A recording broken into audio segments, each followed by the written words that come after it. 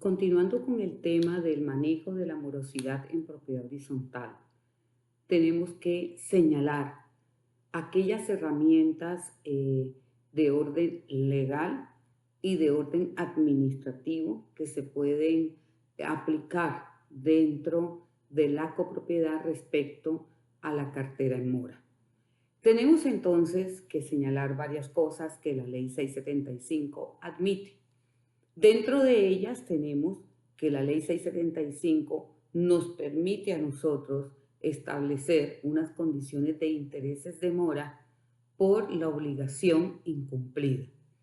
Este es un tema que debe estar registrado en el reglamento de propiedad horizontal y allí es donde se aplica el fundamento que tiene el administrador para que al momento de hacer el cobro se aplique también los intereses moratorios. En ese orden, la ley 675 en el artículo 30 señala el incumplimiento en el pago de expensas que me voy a permitir leerles.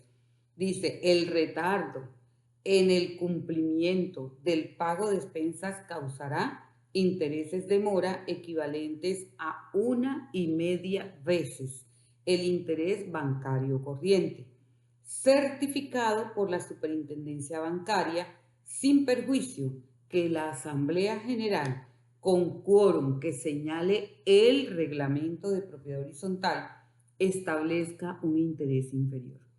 Es importante aquí señalar que la Asamblea lo único que le permite la ley es establecer intereses moratorios inferiores al tope que ha puesto la ley, pero no sobre ese tope poder establecer intereses moratorios.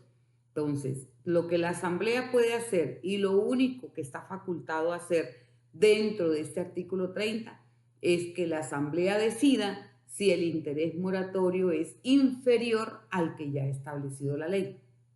Recordemos, nunca podrá establecer intereses superiores a los que ha dicho la norma que aquí hemos leído. Entonces tenemos un primer aspecto como herramienta legal, los intereses moratorios. Tenemos, pues como consecuencia de todo esto, los procesos ejecutivos. Los procesos ejecutivos son procesos que se surten ante la jurisdicción ordinaria para establecer las condiciones de cobro de una obligación que ha sido de difícil pago, o sea, muy a pesar de que se le ha requerido a los propietarios o al propietario puntualmente y este pues no ha cumplido con la obligación o de pronto suscribió un acuerdo de pago que no cumplió. Entonces, en ese orden, los procesos ejecutivos están determinados en el artículo 48 de la ley 675. Dice el Código General del Proceso que pueden demandarse las obligaciones claras, expresas y exigibles. Eso lo dice el Código General del Proceso en el artículo 422. Entonces, acogiendo lo que ha dicho el Código General del Proceso y a lo que dice la ley 675, el incumplimiento en el pago de las cuotas de administración en propiedad horizontal dan lugar a que el administrador puede iniciar procesos ejecutivos con la finalidad de recaudar esos valores en mora. Entonces, así las cosas, el proceso ejecutivo es un proceso que está establecido dentro de la ley 675 y es una herramienta legal para obligar a aquel que ha incumplido el pago de las cuotas de administración a que se ponga al día y que realmente pues haga el ejercicio de pago real frente a el incumplimiento que ha tenido. O sea, que se acabe ese incumplimiento y que pueda él retomar sus condiciones de pago y de cumplimiento dentro de los tiempos que debe estar establecido en el reglamento de propiedad horizontal. Si bien es cierto, este tipo de procedimientos están establecidos en la ley, encontramos unos procedimientos que no son de orden judicial, sino unos procedimientos de orden administrativo. En esa situación encontramos cuando el reglamento faculta al administrador para que pueda suspender los servicios comunes o bienes comunes, el uso de bienes comunes, pero aquellos bienes comunes tienen que ser los no esenciales, o sea, que no vaya a recaer esa restricción de uso de ese bien común sobre un bien común esencial, porque la norma no lo permite. Si la restricción de uso de un bien común de uso y goce general se da por parte del administrador, es válida. Y la Corte ya ha hecho varios pronunciamientos respecto a eso. Me voy a permitir hacer un resumen de lo que ha dicho la Corte frente a restringir el uso de bienes comunes no esenciales en propiedad horizontal por parte de la administración. En ese orden tenemos que se encuentra ajustado a derecho, porque así lo ha dicho la Corte Constitucional, y en sentencia T-454 de agosto 31 del 98 así lo señaló, que está ajustado a la ley el hecho de que el órgano administración o consejo de administración puede establecer condiciones de restricción de uso de bienes comunes que no sean de los esenciales a los propietarios que estén en mora, porque esto no es un derecho fundamental, así lo ha dicho la Corte. En ese orden, pues, puede perfectamente restringirse unos bienes comunes sin que afecte ningún tipo de derecho fundamental. Porque si esa restricción de un uso de un bien común, de uso y goce general, afecta algún derecho fundamental, pues obviamente no podrá permitirse la aplicación, por cuanto para la Corte estaría entrando en una vulneración a los derechos fundamentales de la persona cuando se impide la satisfacción mínima de las condiciones de existencia vital para los habitantes. Así lo manifiesta la Corte. Entonces, en ese orden, tenemos que tener claro los administradores que podemos en un momento dado suspender el servicio de bienes comunes, el uso de los bienes comunes en propiedad horizontal, siempre y cuando no vea comprometido derechos fundamentales de esos propietarios. Es la única observancia que hace la Corte, pero por lo demás la Corte avala ciertas actuaciones administrativas para suspender unos servicios comunes o unos bienes comunes que no afecten a la persona en cuanto a otros derechos fundamentales. Entonces, dentro del grupo de servicios y de bienes que pueden ser restringidos, pues ya ha señalado la Corte que la utilización del salón social puede ser restringido, no hay ningún tipo de problema. La utilización de piscinas y zonas húmedas se pueden restringir. La utilización de gimnasio, la utilización de canchas y elementos deportivos. Se puede hacer publicaciones de las listas de morosos, pero eso tiene unas condiciones. Como primera medida, la sentencia T-360 del 95 establece que publicar una lista de morosos no afecta ningún derecho fundamental siempre y cuando ese listado no se fije en sitios de circulación de personas ajenas a la copropiedad. Este listado de morosos no puede, habiendo, pues, en un edificio donde hay, voy a poner un ejemplo, 10 morosos, hacer una lista de morosos con una sola persona.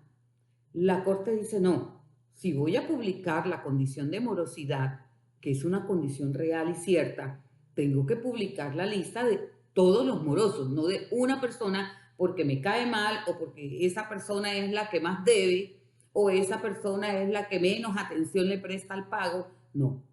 Si vamos a publicar una lista de morosos, tienen que estar insertos todos los morosos. No sacar a nadie a criterio propio. La única forma de que la persona no esté en ese listado es que se haya puesto al día en el pago de la obligación. Pero si permanece moroso, tenemos que referirlo como moroso, aun cuando sea familiar nuestro, por decir algo. Entonces, todos entran en la lista de morosos sin excepciones, cumpliendo las condiciones que aquí ha dicho la Corte. Así las cosas, todo este tema de la publicación en listas ha sido bastante complejo porque muchos propietarios sienten que se les ataca su buen nombre, sienten que su derecho a la intimidad y resulta que la Corte no lo considera así. Entonces, en ese orden, la administración está avalada por la Corte para poder hacer una publicación de morosos siempre y cuando se cumplan con los parámetros que les he establecido aquí, que los ha dicho la Corte en sentencia y ha dicho que sí se puede, pero con unas ciertas limitantes. Tenemos entonces la suspensión del servicio de clasificación de correspondencia. Yo puedo como administrador, y si el reglamento así lo dice, dar la orden que se reciba la correspondencia, porque lo que no se puede es dar la orden a que no se reciba la correspondencia, eso no se puede hacer. Yo tengo que dar la orden como administrador que se reciba, pero cuando se hace el proceso de clasificación, de colocar en cada casilla de cada propietario sus documentos que han llegado como correspondencia, ahí la Corte dice que no están obligados a prestar ese servicio de clasificación de correspondencia. Por lo tanto, se colocarán los morosos en un lugar para que él mismo llegue y escoja sus comunicaciones y él mismo pues haga el ejercicio de sacar del lugar donde están reservadas todas las comunicaciones de los morosos, sácalas de él, pero no se le hace la clasificación.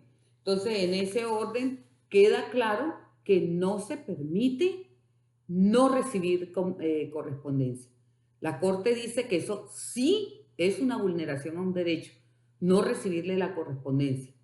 Lo único que ella avala es no se la clasifiquen, póngansela en un lugar aparte para que el mismo persona amorosa llegue y saque la correspondencia de ese lugar, no se la pongan en los casilleros. Apertura de puertas de ingreso está permitido cuando no se le hace la apertura de la puerta de ingreso al conjunto o al edificio. La Corte no lo considera vulnerante de derechos fundamentales, siempre hace como la advertencia de que se tengan en cuenta pues todas aquellas circunstancias que rodean al lugar, a las condiciones del moroso, que no se le vaya a generar una afectación peor, que no se ponga en riesgo la vida, la integridad física, que no se haga un ejercicio de discriminación con él. Entonces, en ese orden, el servicio de apertura de la puerta de ingreso puede ser restringido. Suspensión del servicio de ascensor, igual hay que revisar al momento de imponer la restricción del servicio de ascensor, que esas personas no tengan unas condiciones de afectación de salud, que vaya a ser una situación que ponga en riesgo unos derechos fundamentales de las personas, al cabo del cual pues se respondería la copropiedad por el daño que se cause. Suspensión del servicio de parqueadero común, está en las mismas condiciones que la apertura o la apertura de la puerta al acceder al área común de parqueaderos. Pero en ese orden hay unas restricciones que hace la Corte que dice que no se pueden tomar esas decisiones, como por ejemplo, no se puede expulsar al propietario que está en mora de su unidad privada. No se le puede impedir acceder a su unidad privada. Yo he conocido casos donde el administrador da orden de que no ingresa el moroso a su apartamento. Eso la Corte no lo avala. No avala la suspensión de servicios públicos prestados por empresas distintas a la copropiedad. No se le puede quitar el servicio de agua, de luz, de gas, porque esos son servicios que le brindan empresas diferentes al edificio conjunto. La suspensión del servicio de citofonía, ya la Corte ha considerado que es un elemento que sirve de ayuda incluso para el propietario que estando distante de la recepción puede en un momento dado pedir ayuda, no es solamente para que le traigan domicilios, sino que en un momento de necesidad él va a poder comunicarse y acceder a la ayuda que necesita. Así las cosas, pues tenemos que hay una serie de restricciones que se permiten y una serie de restricciones que no se permiten en propiedad horizontal.